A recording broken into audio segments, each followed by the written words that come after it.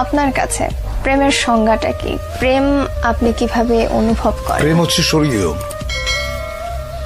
এইটা মানুষের ভেতরে প্রেমের যে অনুভূতি, এটা পবিত্র এবং স্বর্গীয়। প্রেমের চাইতে ভালো বিষয়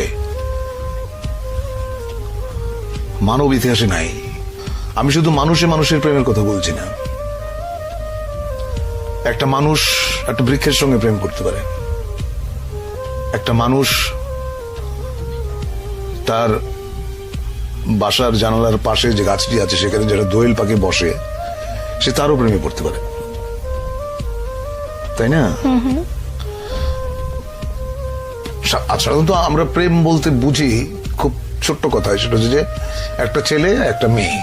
ব্যাপারটা কিন্তু সেরকম না, তাই না? ধরো যেমন আমাদের প্রফেট, তার সঙ্গে আল্লাহর যে প্রেম, এটাকে তুমি কিভাবে ডিফাইন করবে? এটা ডিফাইন করা সম্ভব না। You have to feel it in your heart. প্রেম হচ্ছে এরকম। আমি একটু মানব প্রেমের মধ্যেই থাকছি। অনেকে বলেন যে প্রেমে পড়লে হৃদয়ে হার্টে ব্যথা করে, অনেকের পেটে ব্যথা করে, অনেকের মাথায়ও ব্যথা করে। তো আপনার ক্ষেত্রে প্রেমে পড়লে সেই ব্যথাটা কেমন? সেটা তোমার মনে হয় যে পেটের উপর একটা প্রজাপতি নাচতেছে, এবং প্রেমের ব্যথার মতো এত মিষ্টি ব্যথা বোধহয় পৃথিবীতে নাই। তো প্রজাপতি নাচলে কেমন লাগে সেটা একটু আপনার কাছ থেকে শুনি। এটা তোমার সুরসুরি জাতীয় একটা জিনিস, এটা আসলে বোঝানো সম্ভব না। তুমি হয়তো কাউকে ভালোবাসো বা কারো প্রেমে পড়েছো, তুমি তোমারটা তোমার মতো করে বুঝবে, আমি আমারটা আমার মতো করে বুঝবো। আচ্ছা, আপনার ওই যে ক্যামেরাম্যান যে আছে এখানে, কি নাম তোমার? হ্যাঁ, ছোটন। ছোটন। ছোটন ওর প্রেমের অনুভূতি কি এটা ও বুঝবে, ওটা তো আমি বুঝবো না। আমি যখন বালক ছিলাম তখন প্রেম বলতে যেটা বুঝতাম, পরিণত বয়সে এসে আমি দেখলাম প্রেম আসলে অন্যরকম। পার্থক্যটা কি? পার্থক্যটা অনেক অনেক অনেক। আমি তো ধরো যেমন প্রথম প্রেমের যে অনুভূতি, সেটা হচ্ছে যে বই পড়ে, শরৎচন্দ্র বা বঙ্কিমচন্দ্র পড়ে প্রেম সম্পর্কে একটা ধারণা মাথায় ছিল। ওইটা আসলে প্রেমের অনুভূতি না।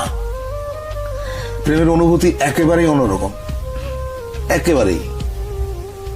এটা এক একজনের কাছে এক এক রকম, এটা কেউ কাউকে বলে বোঝাতে পারবে না। প্রথম প্রেমের কথা বলছেন, সেটা বইয়ের কথা বললেন, কিন্তু প্রথম মানব প্রেম যদি বলি সেটা হচ্ছে আমি তখন অনেক ছোট। কত বয়স? বয়স কত হবে তখন? এই ধরো 14-15।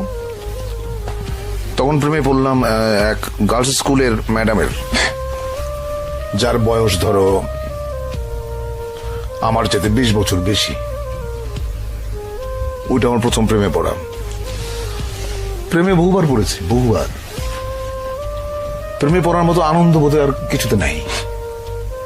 কিন্তু একটা জিনিস মাথায় থাকতে হবে, সেটা হচ্ছে যে কাউকে হার্ট করে, কাউকে বেদনা দিয়ে প্রেমে পড়ার মতো এরকম গরিত কাজ বোধহয় পৃথিবীতে নাই। তুমি যখন কাউকে ভালোবাসবে, এক বুক সমুদ্র নিয়ে ভালোবাসতে হবে তোমাকে, এক বুক সমুদ্র নিয়ে।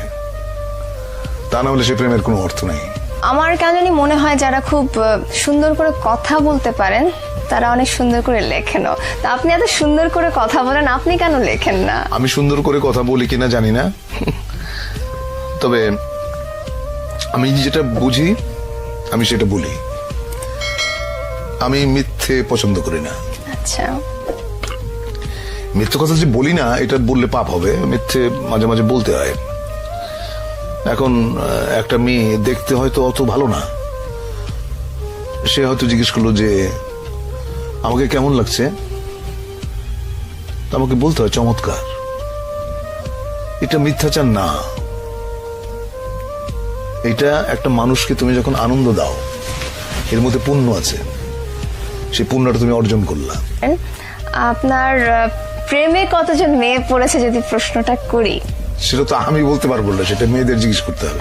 আপনার কাছে কেউ এসেছে এরকম কিছু বলে? আমার সাথে এখনো ফোন আসে এবং এরকম অদ্ভুত অদ্ভুত কথা। কেমন? একটা মেয়ে একদিন ফোন করে বললো আমাকে বিয়ে করেন। আমি বললাম তোমার বয়স কত? ও বললো যে আমার বয়স 22। আমি বললাম যে আমি তোমার ঠাকুরদার বয়সী, টেলিফোন রাখো।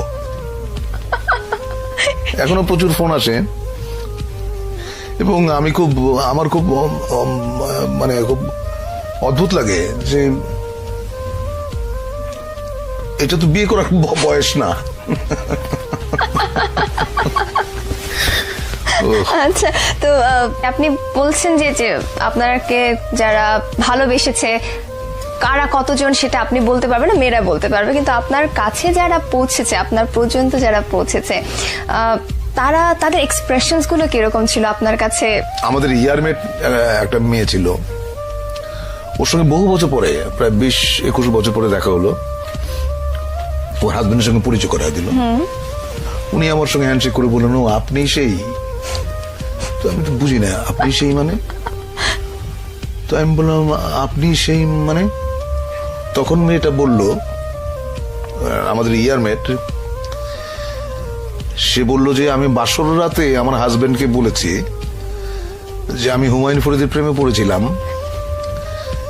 কিন্তু 4 বছর একসঙ্গে কাটিয়েছি আমরা, ওকে বলতে পারি নাই। I was so amused. সে বললে কি হতো আমি জানি না। আচ্ছা, আপনি যাদেরকে ভালোবাসতেন তারা আপনাকে পছন্দ করেনি, এরকম কখনো ঘটেছে? না, আমি জানি না আসলে। কেউ কেউ হয়তো অপছন্দ করে, আবার কেউ কেউ হয়তো এড়িয়ে যায়, আমি বুঝি না। আচ্ছা, প্রেমের আরেকটা দিক হচ্ছে না বোঝা। আচ্ছা, মানে কেন প্রেমে পড়লাম, কেন ভালোবাসলাম, এর কারণ তুমি যদি খুঁজতে যাও দেখবে যে কিছু খুঁজে পাচ্ছ না। মানে একটা কালো বেড়াল অন্ধকার ঘরে, তুমি খুঁজে বেড়াচ্ছ যেটা ওই ঘরে নাই। প্রেমটা এরকম।